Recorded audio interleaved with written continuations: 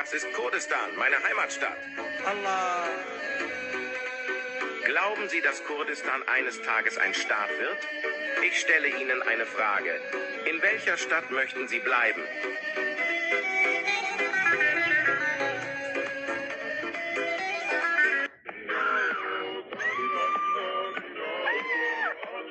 حرام عليكم المرجلة وين؟ المرجلة وين؟ غير محجب يتحرش فيه أكثر من 100 شخص، فقدت عذريتها فأنهت حياتها وارتاحت من هالذئاب البشرية للأسف.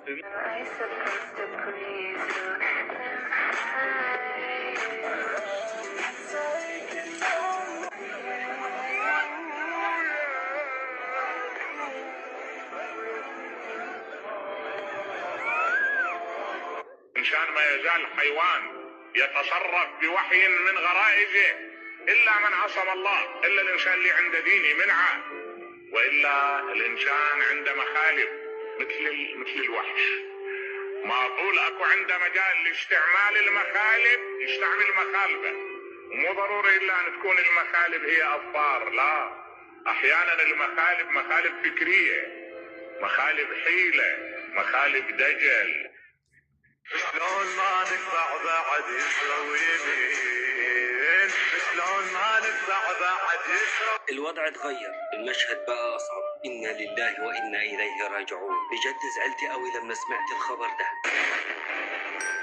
بعد ما ناس كتير زعلت مني لما نزلت فيديو التعدي على البنت في الشارع ان هو في مصر، مع ان الفيديو كان في العراق. ماشي قلب اخوك، بس انا ما جبتش المعلومه ديت من دماغي. يعني لما شفت الفيديو على الانترنت في احتفالات رأس السنة الميلادية 2026 خرجت فيديوهات شنيعة في العالم العربي بتاع حالات تحرش جماعي. الاحتفال بالمناسبة هذه ماهوش من عادات وتقاليد لا العرب.